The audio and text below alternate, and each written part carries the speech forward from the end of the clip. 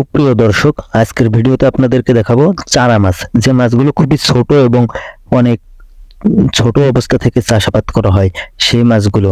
এই মাছ কিনতে আমি খুব সকাল চলে গিয়েছিলাম যশোরে। আমার বাড়ি থেকে প্রায় 50 থেকে 60 কিলোমিটার দূরে যে হাট আছে, হাট বা আড়ত বলে এখানে বিভিন্ন প্রকার মাছের হাট বসে। অর্থাৎ এখানে প্রতিনিয়ত সকাল থেকেই বিভিন্ন হাড়িতে করে বিভিন্ন ধরনের দেশীয় জাতীয় ছোট ছোট মাছ বিক্রি করা হয়। সেখানে আমি চলে গেছিলাম। তো আমার মাছের খামারটি যেহেতু চিংড়ি এবং কিছু কার্প জাতীয় সাদা মাছ যাকে বলা হয় সে জাতীয় মাছের, তাই আমি চলে যাই দেশীয় মাছ থেকে কার্প জাতীয় মাছ যেখানে বিক্রি হয়। আমি যেখানে দাঁড়িয়ে আছি, যেখান দিয়ে হাঁটাহাঁটি করতেছি, এর চারি সাইডে বিভিন্ন ছোট ছোট পুকুর দেখা যাচ্ছে। আপনারা খেয়াল করে দেখুন, বিভিন্ন পুকুর দেখা যাচ্ছে ছোট ছোট। এই পুকুরের ভিতরে আবার নেট দেওয়া আছে, অর্থাৎ এই পুকুরের মধ্যে খুবই ক্ষুদ্র আকৃতির মাছ বা রেনু পোনা যেগুলো ডিম ছাড়ে, সেখান থেকে লালন পালন করে কিছুটা সাইজ কয়েক ইঞ্চি বা সেন্টিমিটার সাইজের এবং একটু বড় সাইজের সব ধরনের সাইজের মাছ, রেনু পোনা যাকে বলা হয়, রেনু পোনা পাওয়া যায়। এখান থেকে ওজনে বিভিন্ন দরে মাছগুলো কিনে নিয়ে আসতে হয়। কিনে নিয়ে আমাদের যেগুলো মৎস্য খামার আছে সেখানে আমরা চাষাবাদ করে থাকি। এখানে দেখতে পাচ্ছেন পুকুর থেকে মাছগুলো মাপতেছে, মেপে মেপে হাড়িতে দিচ্ছে। এই মাছগুলো হচ্ছে খুবই চারা বা রেণুপোনা। এই রেণুপোনাগুলো প্রথমে আপনার এই পুকুরের মালিক যে, অর্থাৎ এই আড়তে যে মালিক যে বিক্রি করতেছে তার সাথে কথাবার্তা বলতে হবে। আপনার কথাবার্তা বলে সেখান থেকে দামাদামি করতে হবে যে কেজি প্রতি কত টাকা করে নিবে।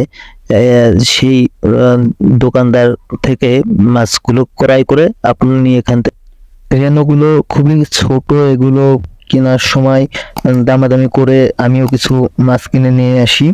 তো আমি কয়েকটি আড়ত বা কয়েকটা মালিকের সাথে কথা বলি যে তাদের মাছের সাইজ, আমার যে সাইজের মাছের প্রয়োজন, ছোট সাইজের মাছ হলে তাতে সংখ্যায় বেশি হয়, ওজনে এ ধরনের হিসাব নিকাশ করে আমিও কিছু মাছ ক্রয় করি। এই যে বিভিন্ন ধরনের নেটে দেখা যাচ্ছে একটা পুকুরের মধ্যে আবার অনেকগুলো নেটে ভাগ করা, এর অর্থাৎ হচ্ছে এখানে বিভিন্ন প্রকার মাছ আছে।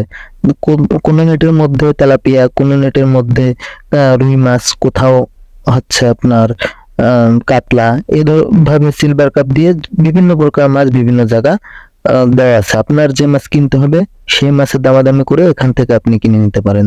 এত মাছের ছোট রেণুপোনাগুলো আমি কিভাবে আমার ঘের পর্যন্ত নিয়ে আসলাম?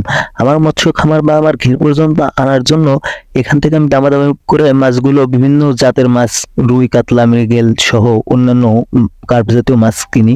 সেগুলো কিনে এদের এখানে সিস্টেম আছে প্যাকেটজাত করার, অর্থাৎ প্যাকেটের মধ্যে বাস্তার ভিতরে প্যাকেট দিয়ে তার মধ্যে মাছ দিয়ে দেয় এবং তার মধ্যে কিছুটা অক্সিজেন দিয়ে ফুলিয়ে দেয়।